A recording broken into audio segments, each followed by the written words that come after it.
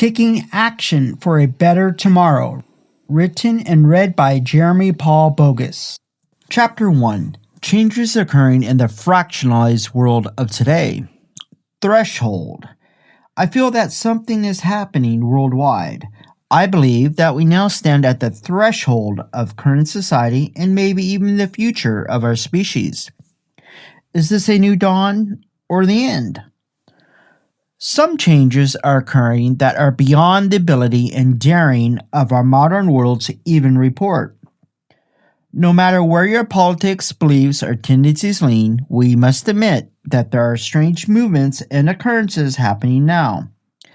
As of late, the world seems to be suffering from more serious growing pains and changes than it has ever experienced before. Yes, we have always had chaos, and there has always been discontent in all societies throughout time.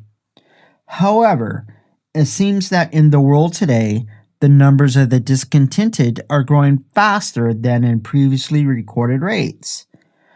There seems to be a higher rate of the growing observable discontent, not only within the commonly thought of societal groups where discontent is normally found, but it also seems to be growing within a more diverse ranges of societies found in the world. Their numbers seem to be growing faster in proportion to that of past societies. We have observably become more fractionalized, not just on national or cultural levels, but also at microcosmic levels within societies, and even sometimes within the individual. It seems the world is more chaotic than it has been in the past. Perhaps it has always been like this, and we have not noticed it until our current technologies and communication networks have allowed us to see it. But I believe that chaos in this period of change is different and unlike any experienced by past generations. Never in the accepted recorded history of humanity has there been such frequency, speed, and diversity in change, such ability and opportunity for change, and such quick and easy methods for it to spread in our societies, ideologies, and our world in general. With the growth of the world, increased population, new interconnectedness, and all of our various advancements and other changes, our world appears to be becoming increasingly more fractionalized. Many people seem to be becoming increasingly fractionalized, polarized, or both. We are seeing the world changing exponentially and in more diverse areas before our eyes. Our current world as a whole is increasingly experiencing these changes. These shifts seem to be happening more simultaneously with other world experiences. They seem to be occurring more frequently, quickly, and in ever-widening ranges of areas both old and new. Some of these changes are coming at an almost exponential rate. Every generation today has witnessed unprecedented advancements and changes relative to their own previous life experiences. The world is changing and becoming rearranged in almost every way imaginable and sometimes even unimaginable ways. It is altering in a way that past generations have never experienced before. These changes may even be seen coming from a multitude of areas. They may be seen taking place simultaneously. They may be seen as taking place both independently as well as affecting the changes of each other. Two of these areas that changes are coming from are terrorism and global economics. More areas that are changing in our world are the political and the geographical. Yet another area is the technological world. Unfortunately, we have even become a world where valid, tangible data in the measurement of statistics and studies have become a point of debate. We have become a world where subjectivism has replaced deduction and reason by some, a world where deduction has been corrupted by subjectivism. A study is believed or not based on its data, but who produces or compiles it. Back to the subject at hand. There are many who believe we are also experiencing simultaneous changes, including, but not limited to, scientific breakthroughs, sociological changes, cultural changes, and changing migratory patterns of various species, including those of our own human species. Some even say that there are currently uncommon global environmental and climatic changes. Some go even further and contend that there are genetic changes occurring within some younger generations, resulting from how they have adapted their bodies or minds to accompany technology. Even the speeds and ways in which we distribute, examine, integrate, and exchange information are changing at explosive rates compared to the past. Perhaps we are not even aware of all of the changes, big and small, as well as their causes and effects that our world is experiencing. Let us look closer at what changes we have witnessed and know to be true from our own observations. Edge of a frightening and unknown world.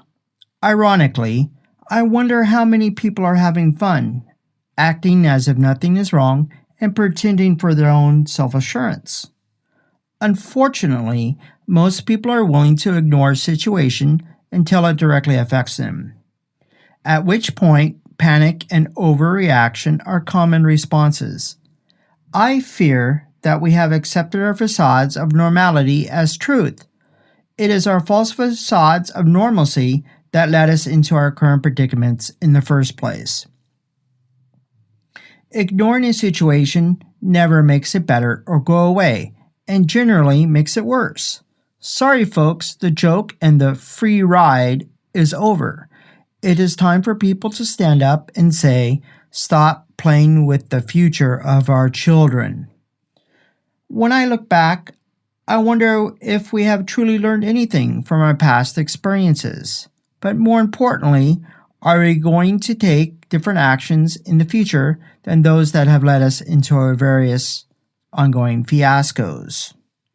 Virtually, all societies in the world are finding themselves at the edge of their own unique or undefinable event or shift. But for all of us, is this the edge of a new inconceivable dawning or one of the possible myriads of darkness?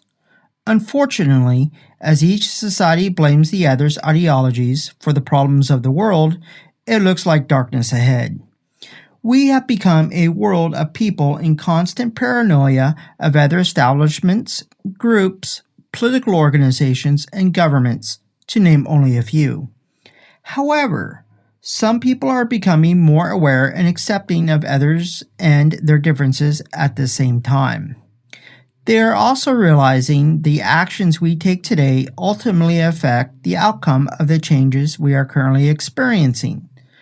The various actions we take today will have a significant impact not only on the next millennium, but also eons to come. Being frightened of an unknown future is universal and a recurring theme in human nature and history. The common denominator in most of us is that we are shaped by the past, constrained by the present, and anxious about the future. However, there is still time for us to realize our potential. The progression to a new dawning will be difficult and may seem improbable at times. However, improbable does not mean impossible. Changing world. Change, flexibility, and adaptability. It is a new world of quick, extreme, and drastic change. Generations today are being born into a world where the only normal they know of is what some may call the new normal. Quick flexibility and adaptability will not only be favored in the new world of tomorrow, but will be requirements for survival amid the rapid and diverse changes still coming. Even our current understanding of quick, flexible, and adaptable may be considered mild in the world of tomorrow. This flexibility and adaptability will be required in many ways and in many circumstances. In my opinion, the normalization of quick flexibility and adaptability of response needs to be more securely normalized. I am not just talking about flexibility or adaptability in a specific area that is experiencing change, but in all areas. I am talking about the ability to recognize the need for alterations and to be able to cope in all areas in which change is occurring, while at the same time having the ability and foresight to identify and accept the long-term consequences of our actions. As the world is already adapting and altering course in so many areas and ways, many observers of our complex planet need no convincing of the incalculable variety and complexity of the coming demands. From some perspectives, these changes are not only exponential, but taking place all over. However, even between observers who can agree that these changes and alterations are taking place, there is debate on the affected areas, extent of the changes, and or the causation of the changes. There is even more debate on how to proceed regarding prevention and or what solutions are needed. Unfortunately, many people feel that they are unable to make significant contributions to the preventions or solutions that are needed. There is also a need for more exploration on how to adapt in response to these world changes and in turn acceptance.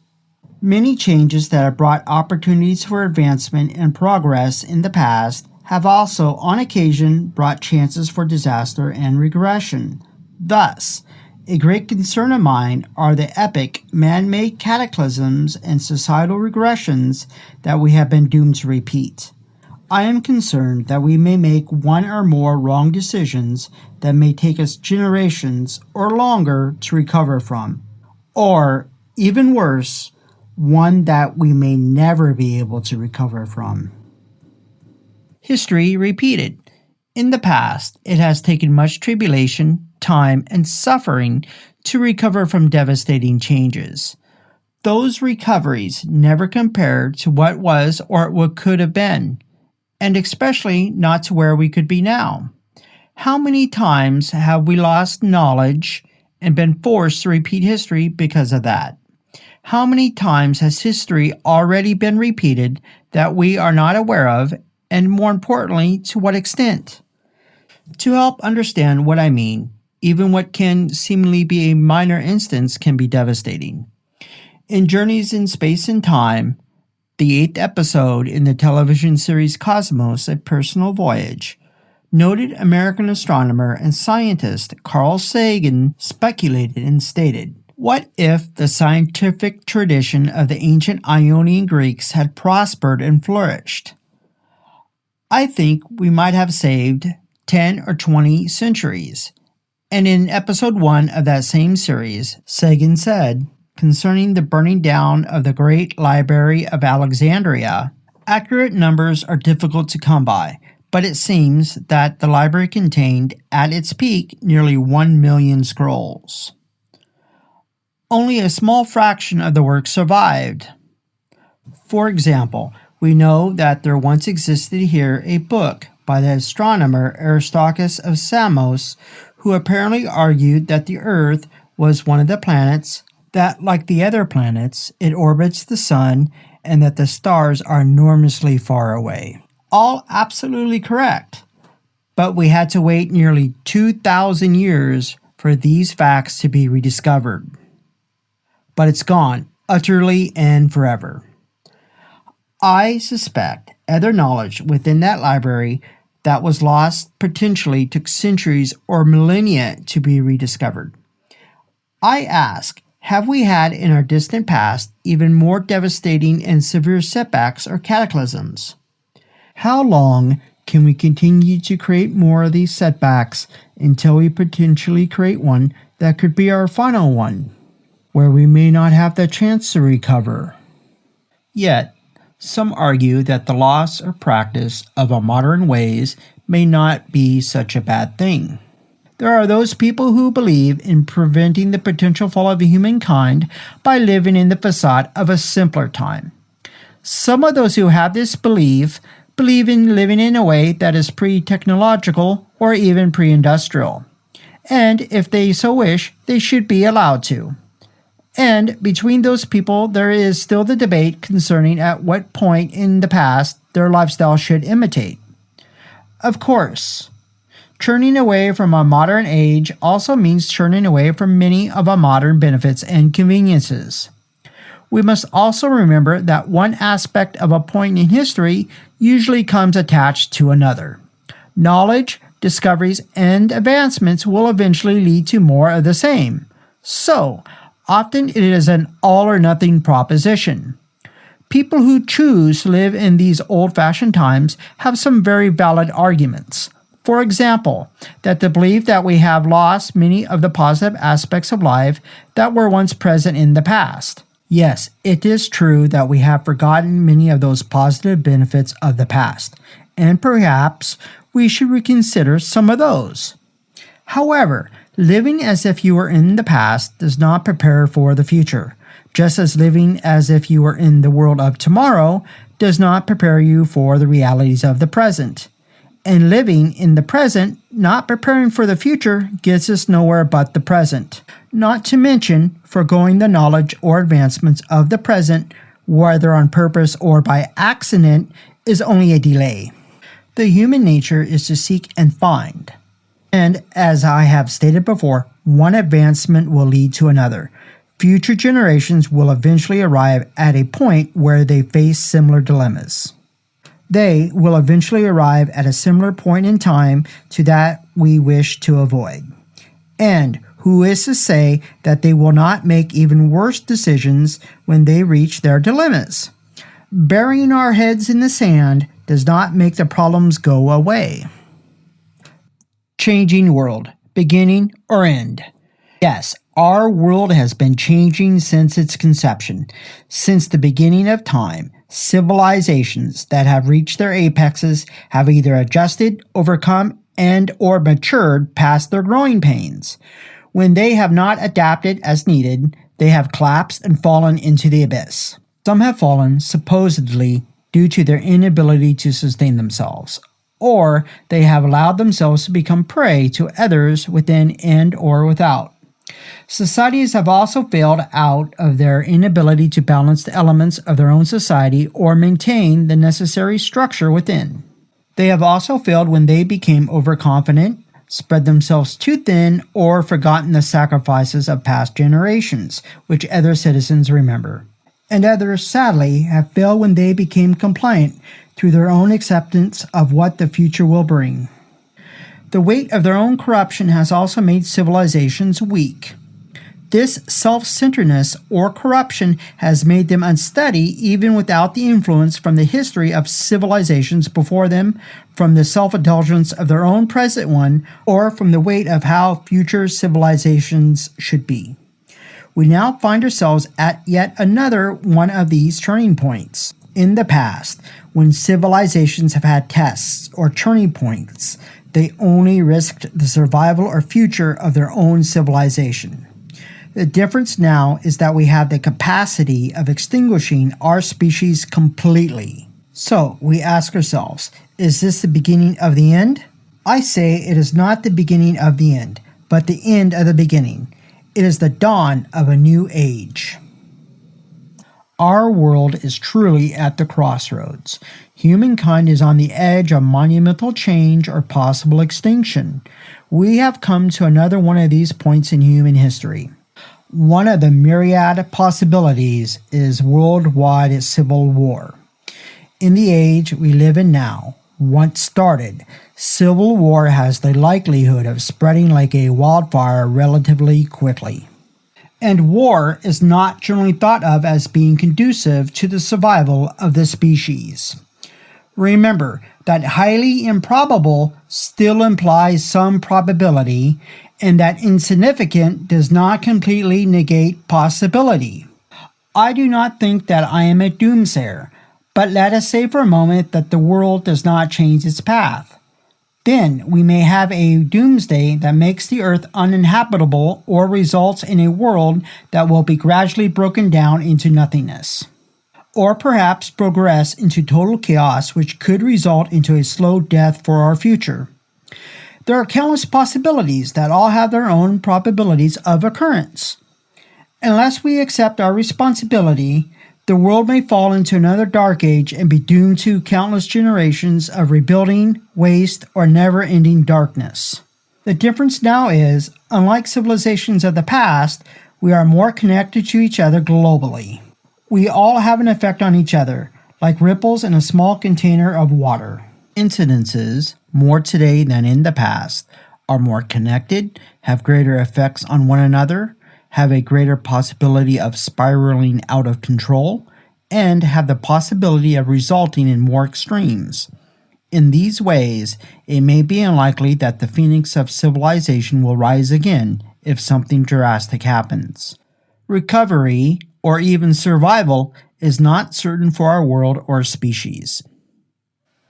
We, as a species, are on trial, and we ourselves are the judge, jury, and even executioner if need be.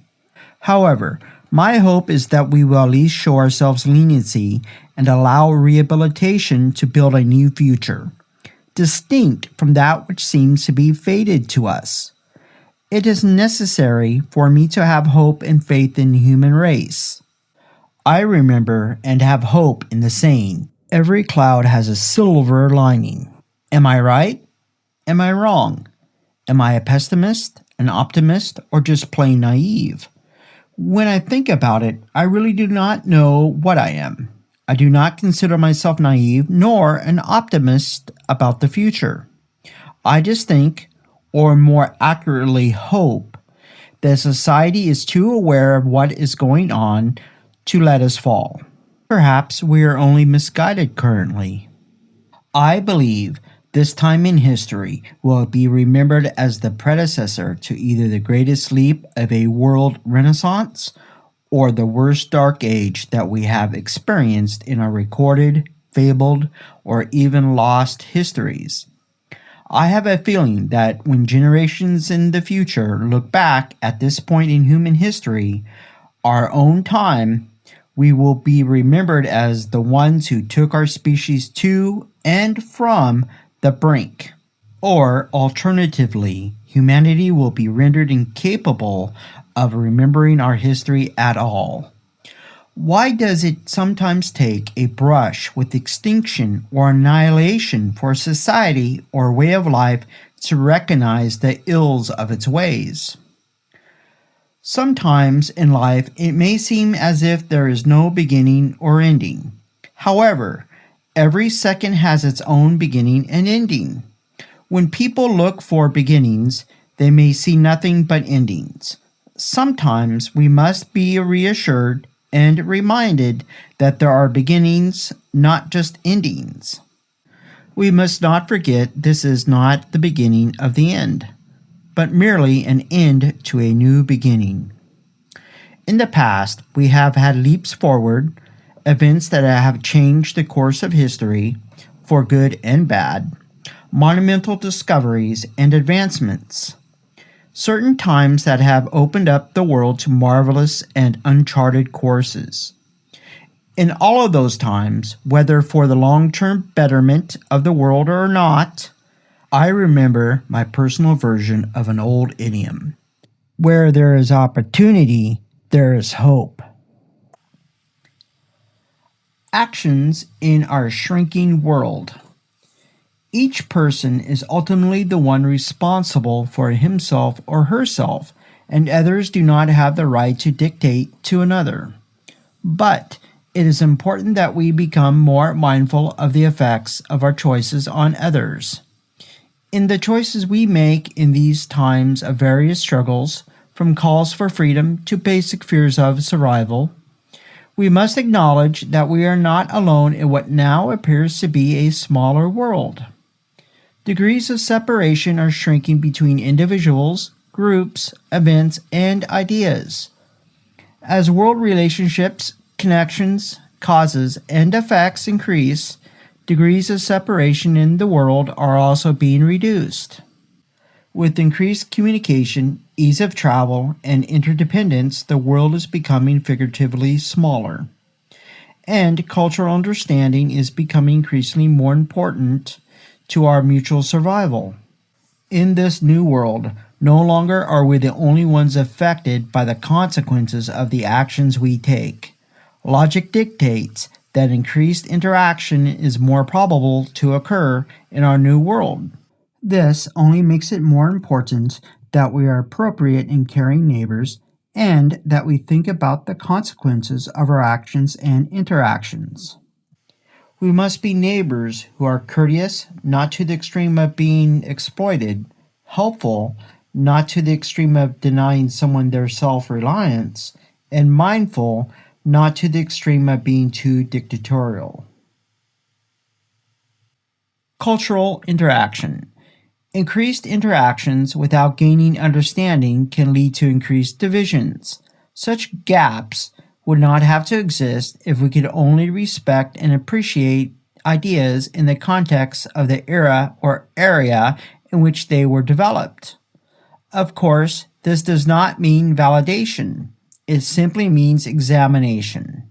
In analyzing the various ways that these gaps can take place, we must not forget that generational gaps can be more severe than cultural gaps. Even though those of a younger generation from various parts of the world may be born into different cultures, they often have more in common with their counterparts born on the other side of the planet than with their grandparents within the same culture. These gaps exist in many other areas in addition to generational. For example, it could be said one who lives in a large city has more similarities with another living in a large city in a different culture than with another living in a very rural area within that same culture, and vice versa. Compared to the past, our new technological and interdependent world of mass communication and mass transportation provides a new ability for relatively effortless and diverse migration and interaction between cultural and social groups. We, as a world, are becoming increasingly personally aware of and experiencing the sociological differences, not only between cultures but also between individuals within that culture, that we have only heard about before.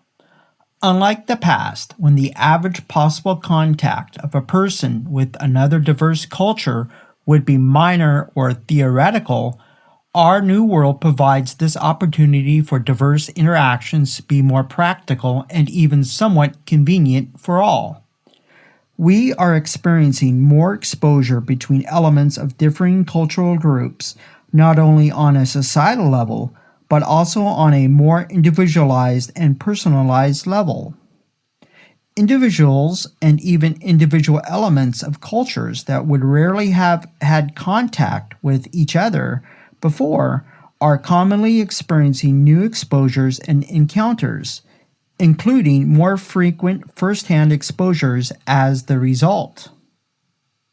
With this, the world becomes less and less isolated. Those of differing beliefs and cultures will naturally encounter one another with both unforced and forced interactions. The new structure of our developing world is even forcing interactions between neighboring cultures who live in close proximity to each other. Neighbors who have traditionally despised and purposely avoided each other are having more frequent forced interactions. Just like families living in close proximity within a modern-day housing complex, each nation or culture is responsible for itself within its own residence. However, like neighbors living in the same area, when someone performs an action or causes conflict, it has the possibility of spreading and impacting others, disrupting more than just themselves or their own space. One disruption always has the possibility of creating more. Some people may fear others of different cultures, religions, and races, not because they are new, but because of continuing aggressions that have been played out for generations before they were born. Today, with the aid of modern technologies, it seems that the aggressive, various paths and divisions of our societies are putting all of our futures into jeopardy more than ever. We are in a new century, yet there are conflicts and violence still over ideals and actions that a people have been fighting over for centuries. And those actions tend to be repeated. Yes, anger over the injustices of the past is valid. These conflicts are not easily forgotten and are easily repeated. However, what is the logic of continuing conflicts inherited from generations past?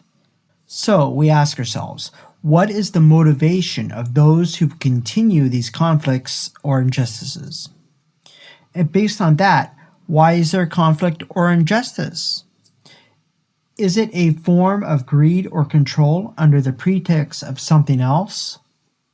A governing body is responsible for the well-being of its citizenry, and sometimes even neighbors can become overzealous, intrusive, controlling, or greedy. Chaos and change are often what most civilizations fear. Is the fear of losing what they may have accomplished thus far within the society the motivation behind the fighting? Is it fear of being replaced? Even if replacement of a governing body or society were true, from the point of view of those experiencing change, it may not be replacement for them in the conventional sense. All adaptation is some form of change. And of course, any change does have a potential for a deficit. However, sometimes adaptation is necessary for survival into modern times. But this does not negate the fact that when people feel that the way of life, what has been protecting them and keeping them civilized for generations, is threatened or under attack, they may feel they have no other choice but to react by lashing out. However, some extreme lashing out and other negative responses done under the pretext of self-protection are inexcusable. Fear of the loss of culture.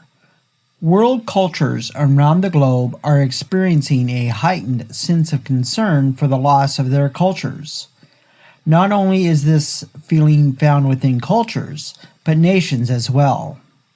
Today, it seems, not only are national boundaries dissolving within, but also long-founded organizations, cultural norms, customs, and traditions found within and across national boundaries are also being lost.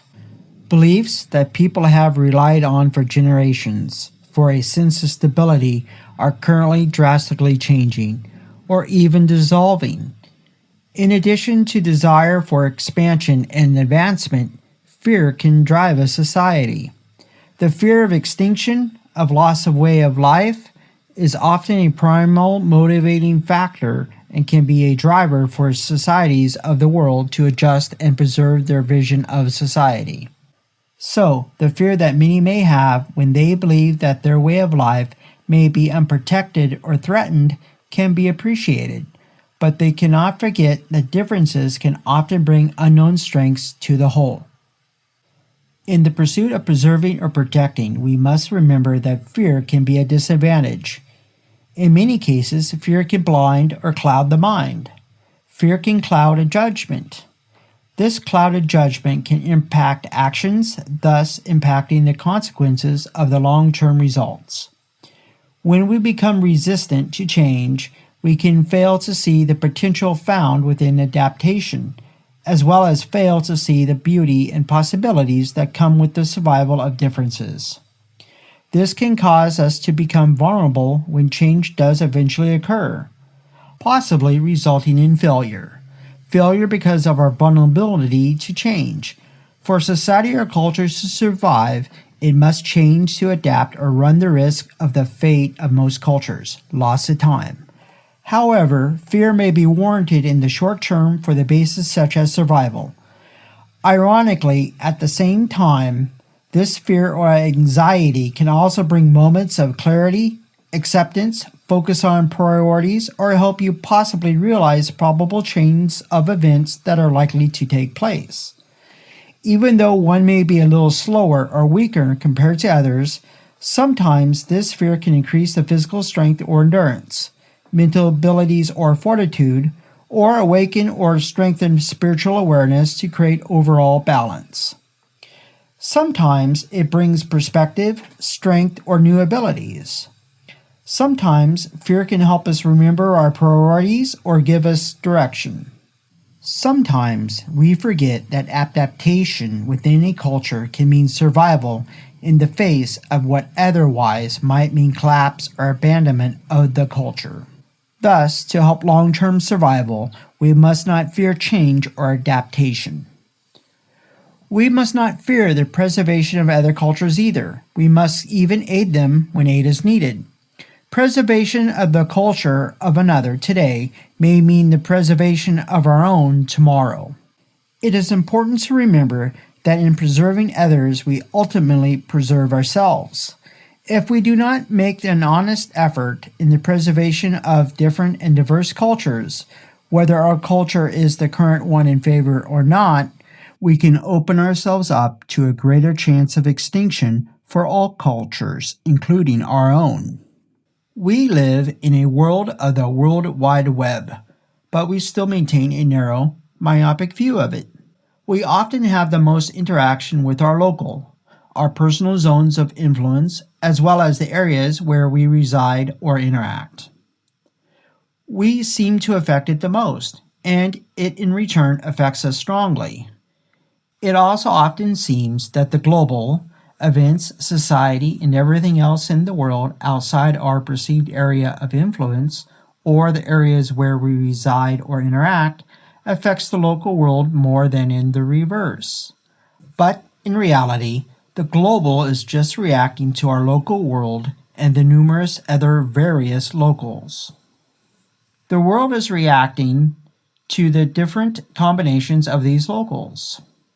These various collectives of locals include ours and other different combinations and collections of personal relationships, events, communities, households, cities, towns, groups of political, social, or other nature, and etc.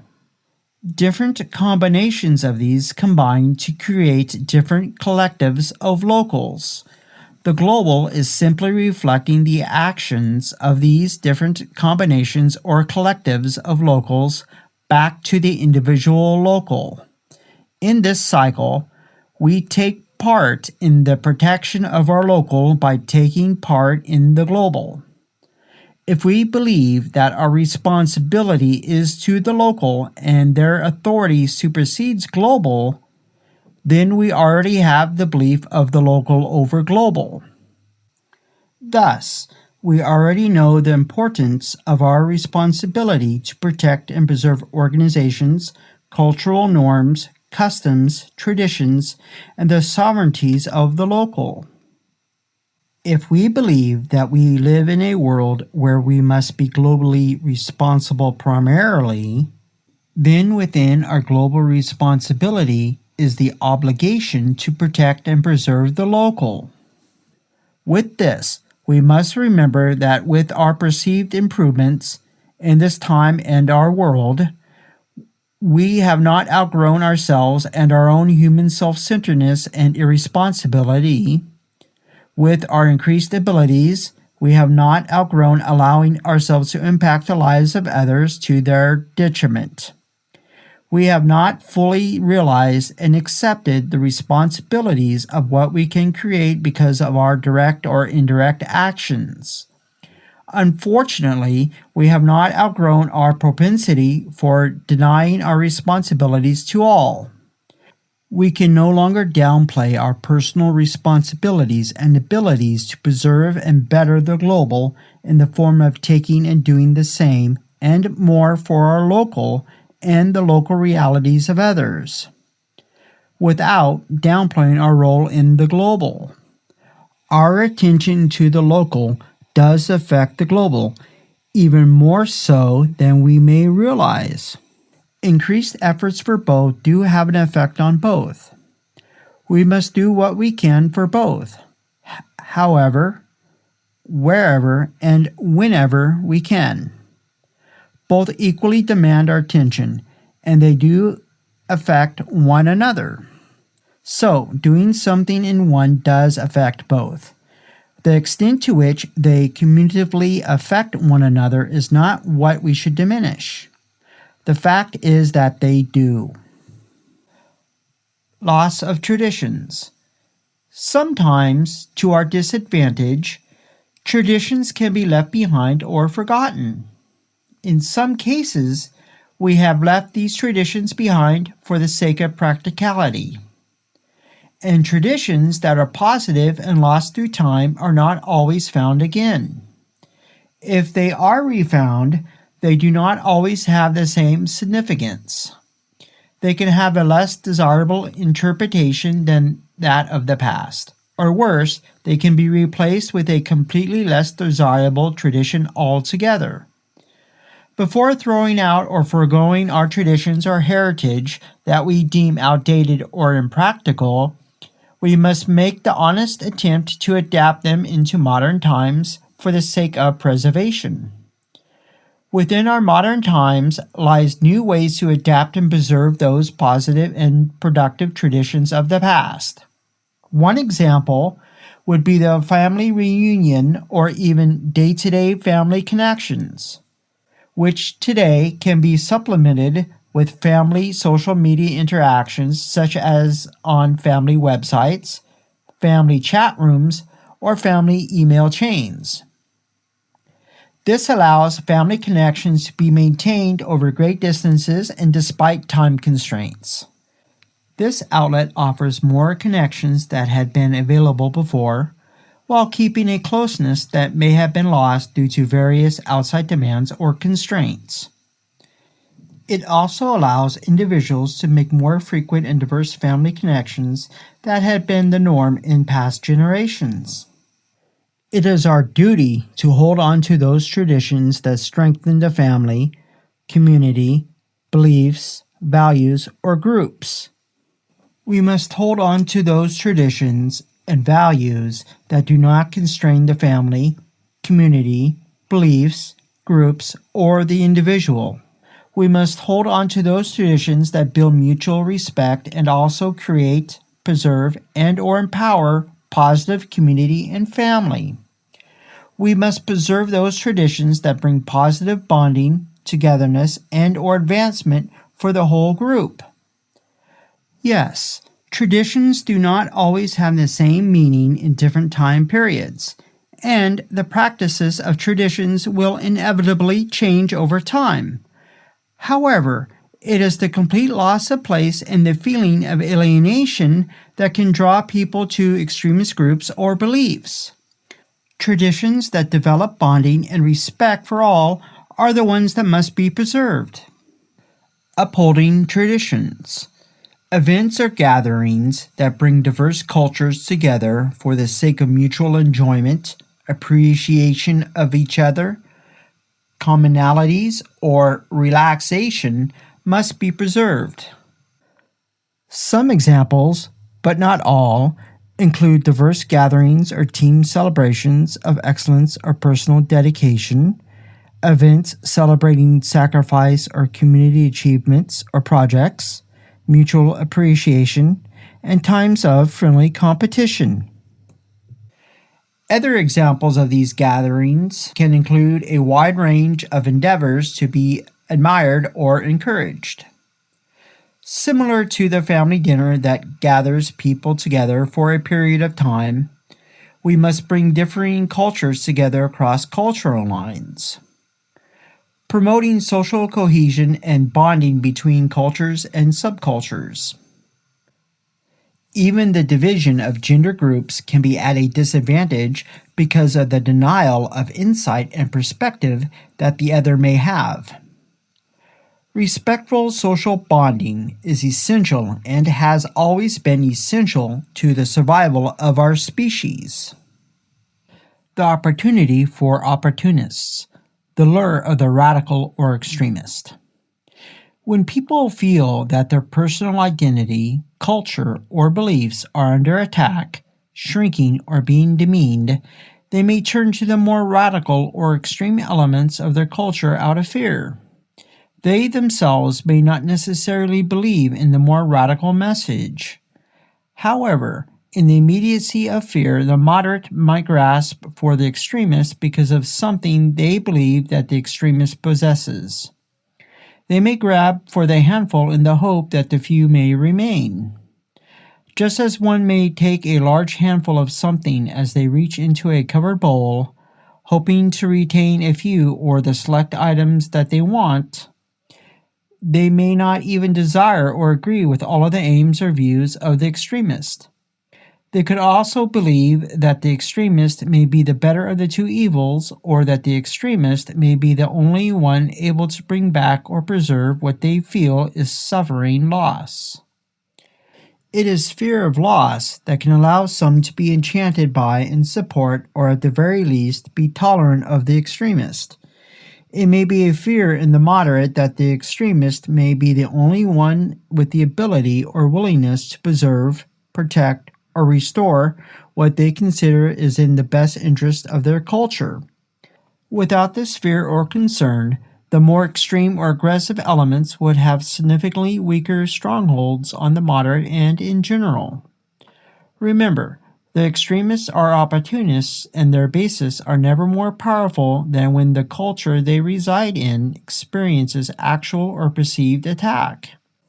Without this fear, real or imagined, the power or influence of the radical would be considerably diminished.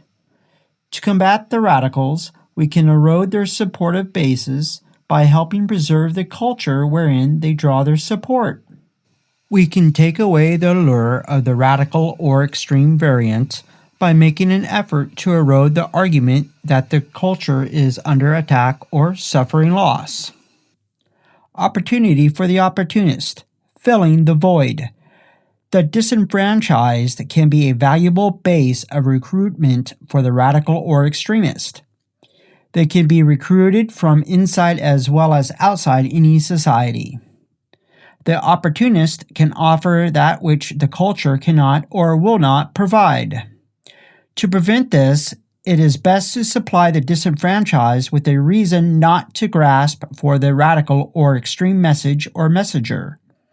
There is an old saying, "Those who have nothing to lose have the most to gain." Many people also need an enemy to feel complacent about their own place in this world. They feel that there is some outside force holding them back, or worse, trying to destroy them. The extremist also seeks out those who have a lack in their lives, or feel threatened or abandoned. This feeling of not belonging or lack of identity in the individual can lead to a draw toward views that they may have never been drawn to before. These groups are easy targets for the extremist, because the only resistance they have are voids waiting to be simply filled. Extremism and radicalism in society or government. When we strive to combat extremism or radicalism in a society or a far-leaning government, we must be careful not to swing the pendulum too far in the opposite direction. In our efforts to combat the extremism and radicalization and the closed-minded, narrow goals that are followed in its pursuits, we can sometimes forego other issues and or compromise our own beliefs or values, as well as those belonging to others. This can result in the opposite effect of what we wish to create. We may be creating an atmosphere where the opposing radical element may flourish. When the people of a nation swing the pendulum of government, they must take caution. The restoring force has no choice but to drive the pendulum the other way. But like with a pendulum that swings too far to one side, they could overcorrect when it swings the other way, on occasion with even more disastrous or tragic consequences. Opportunity for the opportunist, belief in superiority, desire for past glory, or simple greed. Sometimes we have a habit of looking for the charismatic person who offers stability, quick, simple, painless solutions, or a return to past glory. Unfortunately, for many people, the past is all they can hang on to, or it is the only thing that defines them. They forget that a glory in the past was a result of particular circumstances within that past. There are some things in life that can never be put back the same way as they were before. Remember the old saying, we can never go back to the way things were before. There are also those who, thinking they are superior, will swallow nearly anything that is told to them if it empowers their belief in superiority. The radicals will use this to their advantage, tapping into the desire for justification of superiority or a yearning for perceived romanticism of the past. They find opportunity in the exploration of fears, aspirations, or just simple greed in their target populations. And some people can be convinced to do almost anything if they think that they are capturing the past or just simply coming out ahead. Unfortunately, there are also those who will bend over backwards for anyone or anything if they think they will benefit or not get caught. In reality, these delusions will ultimately leave us all weaker. Opportunity for the opportunist. Complacency empowers. Throughout recorded history, humankind has been plagued by corruption. Men and women in powerful or unique positions have always taken advantage of others. They have often used their influence only to satisfy their own greed, promote their agendas, and or defend their positions.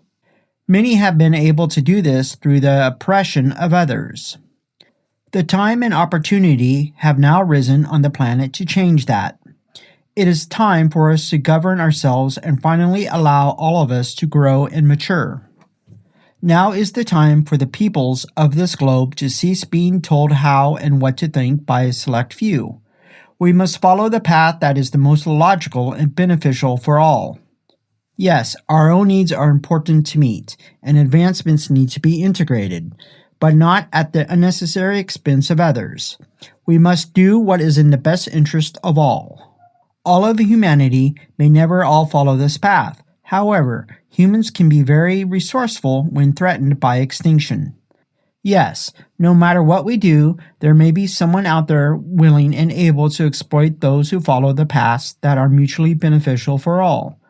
There may be those willing enough or vulnerable enough to follow exploited paths, as well as those who will lead. However, as we all grow and become enlightened, these people, and especially those who follow them, may finally realize that they do themselves and all of us more harm than good in the long run. The question for us is how to deny opportunities for those who would lead others towards paths contrary to those which are mutually beneficial for all. It is not a matter of stopping those who would take the advantage. It is not a matter of stopping those who would become susceptible to those influences.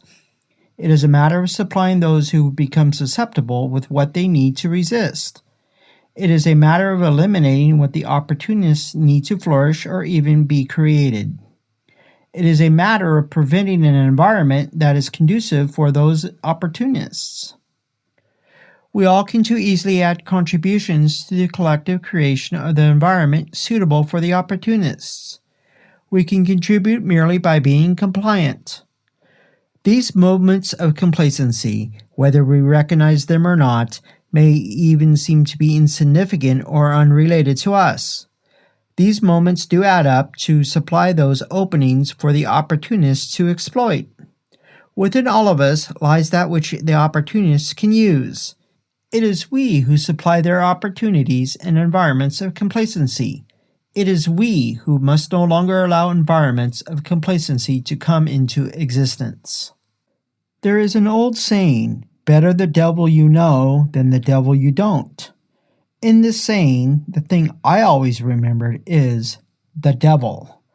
When I was a child and I was told this saying, I always replied, why does it have to be a devil? I have always viewed it as a weakness to choose between which devil instead of creating a third possibility. Choosing to accept something bad because the alternative could be worse does not negate your responsibility for choosing something bad. Whether through acceptance or complacency, toleration of the extremists will only embolden and strengthen them. Even if it is ultimately false, since the radical offers hope for protection of traditions, culture, or a way of life, the fear of loss may delude some to the realities of subjugation. But once the radicals become entrenched, they become emboldened, and their true nature of extremism and fanaticism unfolds. Opportunity for the opportunist. Divisions. We now stand at a very important crossroads in human history.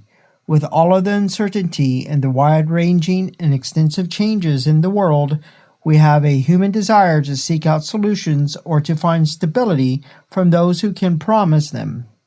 Too often, many of these extremists, radicals, or opportunists will come in the form of tyrants.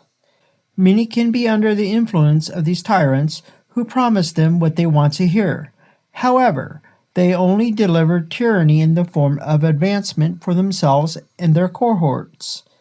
While many may support those who make these promises, few that promise such things will put much emphasis on the practicality of logical delivery of those promises or oaths, nor will they put much emphasis on the consequences of the resulting mess. We must not only avoid coming under the influence of tyranny, but also use those opportunities that the tyrant utilizes. We must instead reclaim those instances for advancement towards the betterment of conditions for all. We must be careful not to delude ourselves into believing or accepting the tyrant's rhetoric. Radicals and extremists of various sides may try to divide the middle. And yes, one of their greatest assets is that they embolden and empower more actions from others like themselves. However, sometimes they do not accept that some of their actions may have the possibility of souring the moderate's view of them. Extremism can give birth to opposing extremism where it may have never existed. To reiterate, the asset of the extremists can also be a liability for them in that they set the stage to bolster the opposite extremist.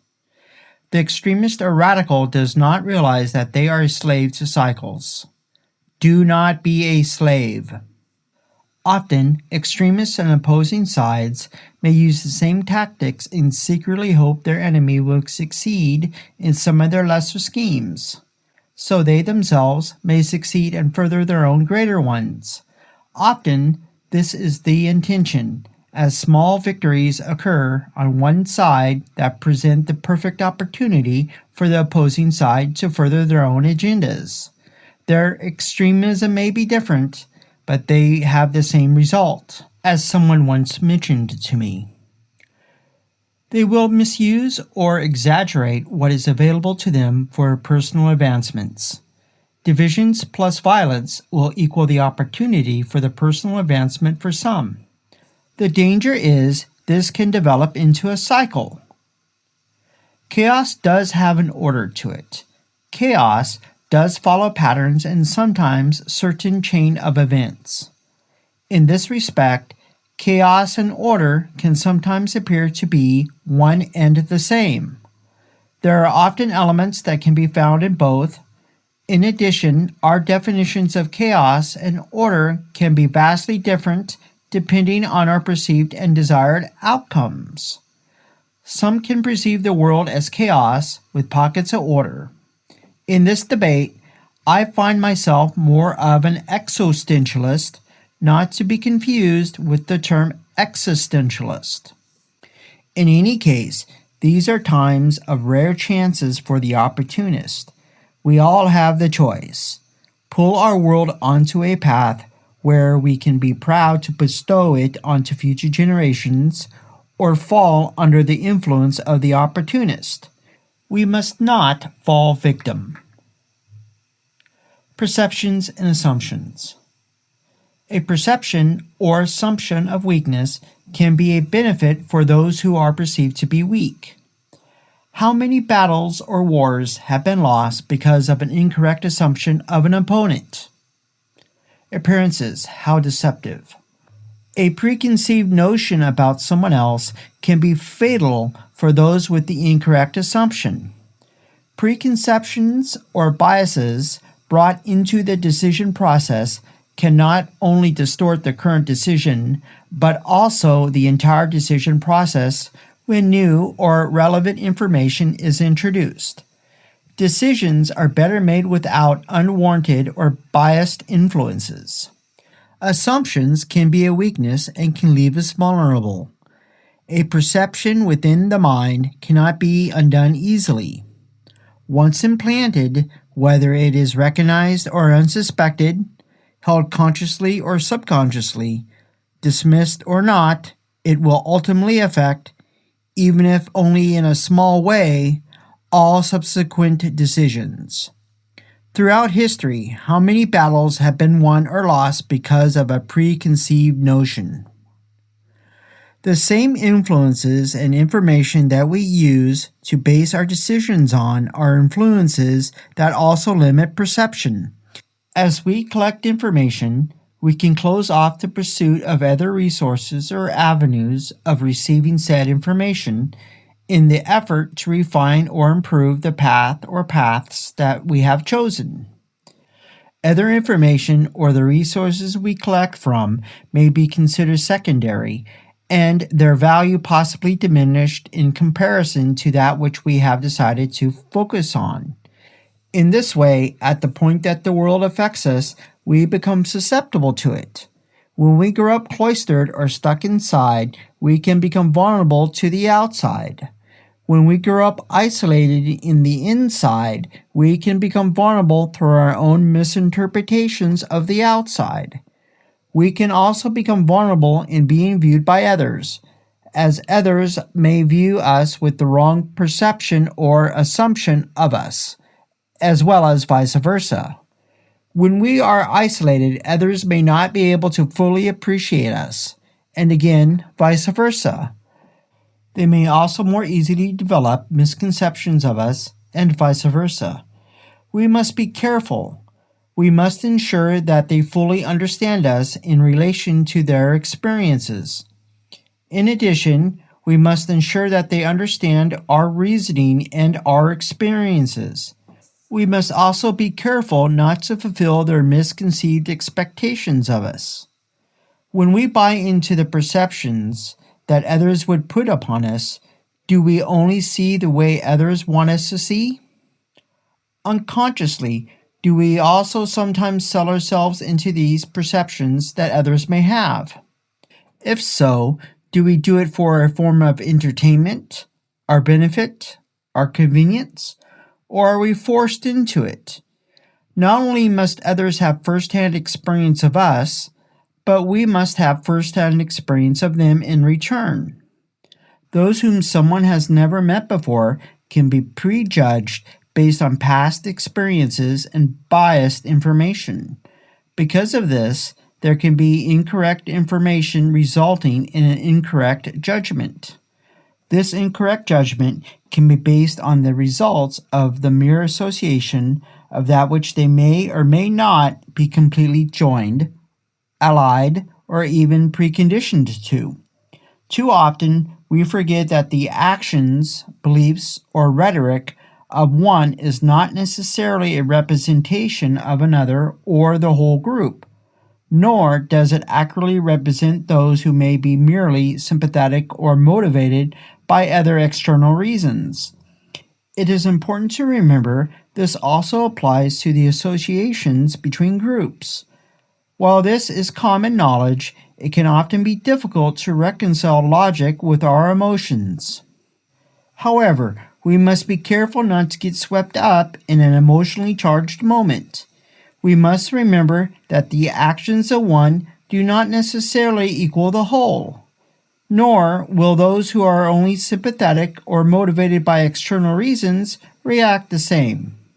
Many too easily ally themselves with groups or ideologies that they may not entirely agree with, just because the groups seem to be beneficial to their own short-term goals. Belonging, associating, or even sympathizing with a specific group can influence others' perceptions of us.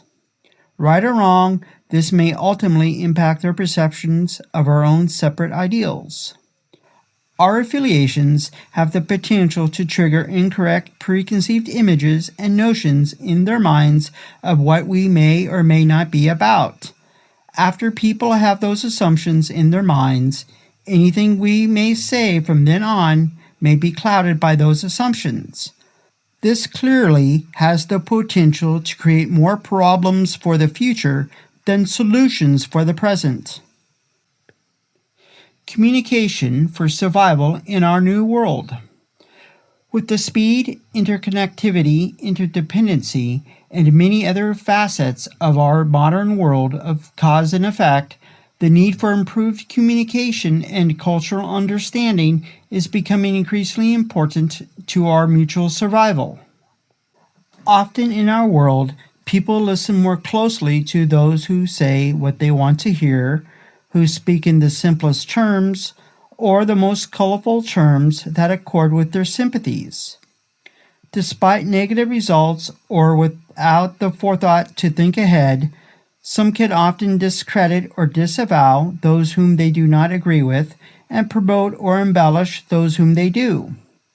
Sometimes people can act from the weakness of only superficial or hasty observations based on secondhand accounts and preconceived notions about people instead of engaging in actual dialogue and gaining firsthand experience. We, humanity, are one people. We cannot afford to allow misconceptions, misunderstandings, or stigmas about other cultures or ideals to stand in the way of logical examination and discussion in our thinking and interactions. But in this, we must also be careful in linguistics. While translators may translate the words, the true heart of the meaning can become lost. Words are but crude metaphors that we use to describe the describable, the indescribable, the tangible, and the intangible. But difficulty does not mean impossibility. We must continue to strive towards bettering our communication between peoples. We must improve ourselves not only in the skill of linguistics, but also in how we express our intentions, ideals, and concepts. We must improve our foresight of the results of our actions and presentation. Degrees of separation are shrinking, and at the same time, people around the world are becoming nervous and unsure of where others may stand. We are individuals. And yes, individuality must be respected. Since we are individuals, we have different minds, perspectives, and experiences. Not everyone views everything completely identically. How one person views something is not exactly how another will perceive it. Nor has everyone had exactly the same experience, even if they are in the same situation together. This is the reason we must be clear and diligent in living our beliefs or values, so that others are less likely to portray us, our beliefs, or our values inaccurately. The human tendency is towards stereotypes. We must ensure that we are able to communicate clearly and portray ourselves and our ideals accurately. Remember the old axiom, actions speak louder than words. We have truly failed in this. We have failed in this by not following through with it. Hypocrisy has taken root in our world and devalued our rhetoric, ourselves, and our world.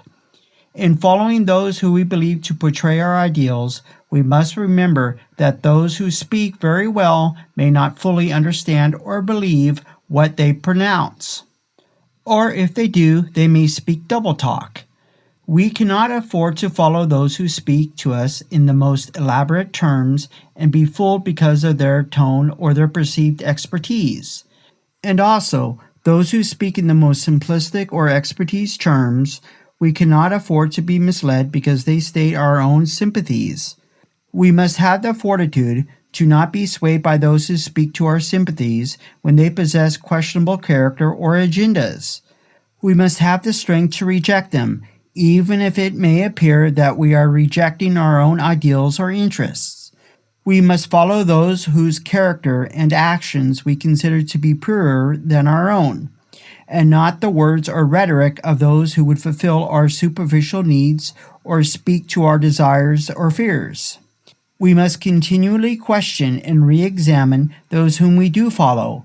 There are many ways people have succumbed to following a Pied Piper into darkness.